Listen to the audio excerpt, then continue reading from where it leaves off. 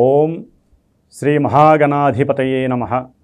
ఓం జ్ఞానానందమయం దేవం నిర్మలస్ఫటికాకృతిం ఆధారం సర్వవిద్యానాం శ్రీ హయగ్రీవముపాస్మహే. శ్రీ హయగ్రీవానుగ్రహ సిద్ధిరస్తు. ఓం నక్షత్రదేవతాయే నమః. ఈ రోజున మరి ఈ యొక్క ఖగోళంలో మనకున్నటువంటి ద్వాదశ రాశులు, అట్లాగే ఈ యొక్క నవగ్రహాలు, ఈ రెండూ కూడా అంతకుమించి కొన్ని కాంతి సంవత్సరాల దూరంలో ఉన్నటువంటి కొన్ని నక్షత్రాల యొక్క సమూహంతో ఏర్పడినటువంటి 27 నక్షత్రాలు, మరియు ఇంకొకటి అభిజిత్ ముహూర్తం అనేటటువంటి అభిజిత్ నక్షత్రం. ఈ 27 నక్షత్రాల యొక్క కిరణాల చేత ద్వాదశ రాశులు, నవగ్రహాలు మన యొక్క భూమి మీద పంచభూతాల ద్వారా మన యొక్క మనసులని కబలించవేసి మన యొక్క మనసుల్లో ఆకారాలని, వికారాలని కూడా ప్రదర్శిస్తూ కోపము, ఆవేశము, ఆనందము, సంతోషము, ఇట్లా పరిపరి విధాలుగా అటు శుభకార్యాలని, ఇటు అశుభప్రదమైనటువంటి మానసిక ఇబ్బందులని, మానసిక రుగ్మతల్ని అవి ప్రదర్శింపజేస్తూ మన యొక్క శారీరక ఆరోగ్యము పైన కూడా రోగ రుగ్మతల్ని, పూర్వజన్మ కర్మలని నక్షత్రాల రూపకంగా తెచ్చుకుంటూ, అంటే మన యొక్క జన్మే నక్షత్రం ఇచ్చేటటువంటి శరీరం కావచ్చు, మనసు కావచ్చు, ఆత్మ కావచ్చు, ప్రతిదీ కూడా మనకి నక్షత్రంతోనే సంబంధమై ఉంటుంది. పూర్వజన్మల్లో మనం అంటే ఈ జన్మని విడిచి వేరే జన్మని అనుభవించాలంటే ఆ జన్మని మధ్యలో ఇవ్వటానికి నక్షత్రం మాత్రమే అనుసంధానం. ఎందుకంటే ఈ యొక్క నక్షత్రం అనేటటువంటిది క్షతం కాదు. అంటే ఎప్పటికీ కూడా దీన్ని ఎవ్వరూ నాశనం చేయలేరు. ఇది ఎప్పటికీ కూడా స్థిరమైనటువంటిది, మనకి కదులుతున్నట్టుగా భావన ఉంటుంది అంతే. ఈ యొక్క నక్షత్ర మండలంలోనే దేవతల యొక్క సమూహాలు, అట్లాగే ఒక్కొక్క నక్షత్రంలో మనకు ఉన్నటువంటి దేవతా స్వరూపాలు, కొన్ని దేవతలు, కొంతమంది దేవతలు దాంట్లో చక్కగా ఆ యొక్క మండలాలలో ఆసీనులై ఉంటారు. అంటే వారి యొక్క గృహాలే నక్షత్ర మండలాలు. కాబట్టి వారి యొక్క దివ్య వీక్షణలు నక్షత్రాల ద్వారా మన మనసుని చక్కగా ఇచ్చేస్తూ, ప్రదర్శిస్తూ, మనం చేసేటటువంటి ప్రతి పని యందు కూడా ఆ దేవతల యొక్క అనుసంధానం కంపల్సరీ ఉంటుంది.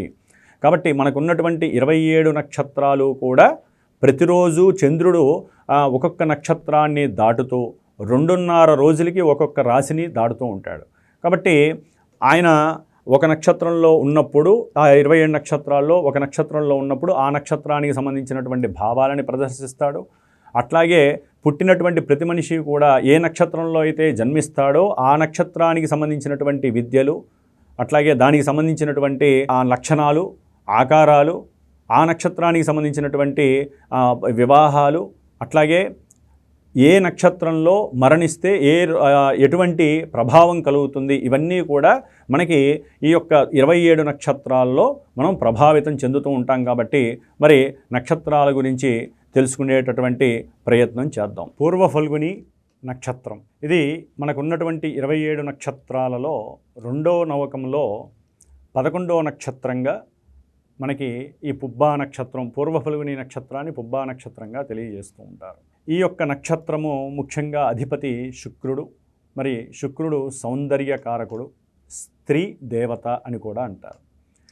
ఈ యొక్క నక్షత్రము మనకి సింహరాశిలో మఖా నక్షత్రము తర్వాత ఇది 2వ నక్షత్రం. సింహరాశిలో 2వ నక్షత్రం పూర్వ ఫల్గుని నక్షత్రం. మరి ఈ నక్షత్రము ముఖ్యంగా మోట టీటు అనేటటువంటి అక్షర సముదాయాన్ని కలిగి ఉంటుంది. 4 పాదాలు ఉంటాయి పూర్వ ఫల్గుని నక్షత్రం. ఈ 4 పాదాలకి మో ట టీ టు అనేటటువంటి 4 అక్షరాల సముదాయం. ఈ అక్షరాల్లో ఎవరైనా సరే ఈ యొక్క పుబ్బా నక్షత్రం అని సింహరాశి ఇచ్చేటటువంటి ఫలితాలని చూసుకుంటూ ఉండొచ్చు. మరి సింహరాశికి అధిపతి రవి. ఇటు చూస్తే ఈయన అధికారాన్ని, అట్లాగే రాజకీయాన్ని, పట్టుదలని, అహంకారాన్ని, దర్పాన్ని ప్రదర్శిస్తూ ఉంటాడు. మరి ఈ యొక్క పుబ్బా నక్షత్రము ముఖ్యంగా మనకి ఉత్తరాభాద్ర నక్షత్రం వారికి వేధ కలిగి ఉంటుంది. అంటే పూర్వ ఫల్గుని నక్షత్రం వారికి అటు బిజినెస్ పరంగా కానీ, లేకపోతే వివాహం చేసుకునేటటువంటి వ్యక్తి అటు ఆడైనా మగైనా ఎవరైనా సరే ఉత్తరాభాద్ర నక్షత్రం, వేధా నక్షత్రం ఇది పనికిరాదు. అట్లాగే ఈ యొక్క నక్షత్రానికి తారాబలాలు కొన్ని పనికొచ్చే ఉంటాయి, కొన్ని పనికిరానటువంటి నక్షత్రాలు ఉంటాయి. అవి వారి యొక్క సమయము సందర్భాన్ని బట్టి జాతకరీత్యా చూపించుకునే అవకాశాన్ని బట్టి వారు తెలుసుకోవాలి. ముఖ్యంగా ఈ యొక్క పుబ్బా నక్షత్రం అనేటటువంటిది మనకున్నటువంటి సత్వగుణము, రజోగుణము, తమోగుణము ఈ మూడిట్లో రజోగుణాన్ని కలిగి ఉంటుంది. అట్లాగే జలతత్వము ఆధారంగా ఉంటూ ఉంటుంది. ముఖ్యంగా ఇది 2 నక్షత్రాల యొక్క సముదాయం. అవి ఎట్లా ఉంటాయంటే ఆకాశంలో పూర్వ ఫల్గుని అంటే పూర్వము అంటే అంతకుముందు చేసుకున్నటువంటి కర్మలను అనుభవించటం అని అర్థం. ఉత్తర ఫల్గుని అనేటటువంటి తర్వాత వస్తుంది, అది తర్వాత ఆ జన్మల్లో అనుభవించేటటువంటిది అని అర్థం. ఈ యొక్క 2 నక్షత్రాలు కూడా ఆకాశంలో 2 మంచపు కోళ్ళు ఆకారంలో ఉంటాయి. మొత్తం ఒక మంచంగా తయారవ్వాలంటే 4 కోళ్ళు కావాలి. దాంట్లో పూర్వ ఫల్గుని 2 కోళ్ళు, ఉత్తర ఫల్గుని 2 కోళ్ళుగా ఉంటాయి. మరి ఈ యొక్క నక్షత్ర ఆకారము ఇది మనకి కాలపురుషాంగంలో గుహ్యస్థానము అంటే జననేంద్రియ స్థానము, ఇన్నర్ ఆర్గాన్స్కి సంబంధించినటువంటి స్థానము గుహ్యస్థానము. ఆ స్థానానికి ఈ నక్షత్ర పురుషుడికి ఈ నక్షత్రం అనేటటువంటిది గుహ్యం అవుతుంది.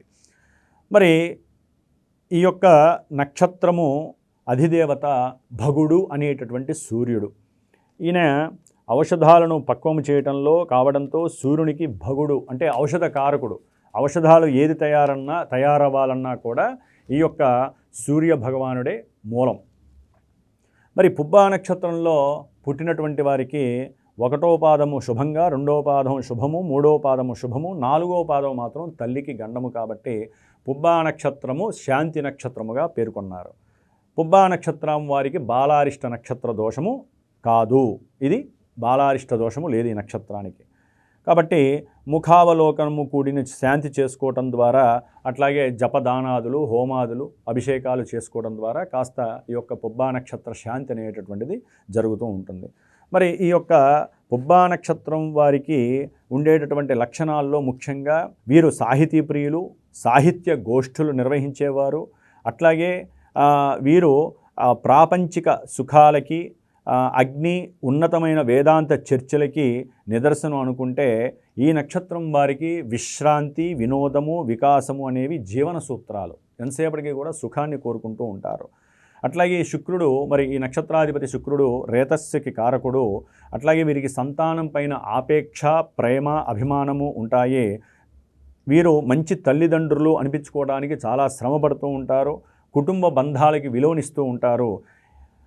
శాస్త్ర నిర్వచనాన్ని అనుసరించి పుబ్బా నక్షత్ర జాతకులు శూరులు, త్యాగవంతులు, అట్లాగే కాముకులు, భయంకరులు, క్రూరుడు మరియు గర్వం కలిగినవాడు.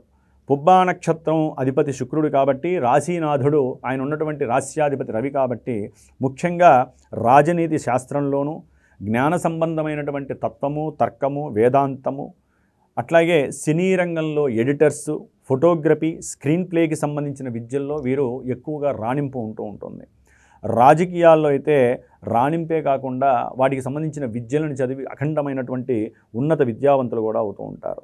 ముఖ్యంగా వృత్తి ఉద్యోగాల రీత్యా చూసినట్లయితే కనుక పుబ్బా నక్షత్ర జాతకులు బిజినెస్ మేనేజర్లు, సెక్స్ థెరపిస్టులు, అట్లాగే శుక్రుడి ప్రభావం కారణంగా వీరు సినిమా రంగంలో ఉన్నతమైనటువంటి ప్రతిభతో వృద్ధిలోకి వచ్చేటటువంటి వారే ఉంటారు. స్వయం కృషితో వస్తారు వృద్ధిలోకి. సృజనాత్మకత ఎక్కువగా ఉంటుంది, మేధస్సు ఎక్కువగా ఉపయోగిస్తారు, స్త్రీలను ఎక్కువగా ఆకర్షించే గుణం ఉంటుంది. సాహితీ కళారంగాలలో, లలిత కళల్లో ప్రావేశము అధికంగా ఉంటుంది వీరికి. అట్లాగే వీరు సాధ్యమైనంత వరకు కూడా సినిమా థియేటర్లు, పార్కులు, స్టూడియోలకు దగ్గరగా ఉండటానికి వీరు ఎక్కువగా ఇష్టపడుతూ ఉంటారు. ఆరోగ్యరీత్యా కనుక పుబ్బా నక్షత్రం వారికి అజీర్తి, గ్యాస్ట్రిక్ ప్రాబ్లమ్సు, జీర్ణక్రియ లోపాలు, మూత్ర సంబంధ రోగాలు, గుండె జబ్బులు, రక్తదోషములు, అగ్ని ప్రమాదాలు, చర్మరోగాలు, విషజ్వరాలు ఇలాంటివన్నీ ఏర్పడే అవకాశం ఉంటుంది. ఈ నక్షత్రంలో గనక రోగాలు ఏర్పడితే ప్రాణభయాన్ని కలిగిస్తాయి. ముఖ్యంగా 7 రోజుల వరకు కూడా తీవ్ర స్వభావాన్ని కలిగి ఉంటుంది ఈ నక్షత్రంలో ఎవరికైనా జ్వరాలు కానీ రోగాలు కానీ వస్తే కనుక. అట్లాగే స్త్రీలు ఈ నక్షత్రంలో ప్రథమ రజస్వల అవటం అనేటటువంటిది మంచిది కాదు. దానికి కూడా శాంతి పరిహారం చేసుకోవాల్సిందే.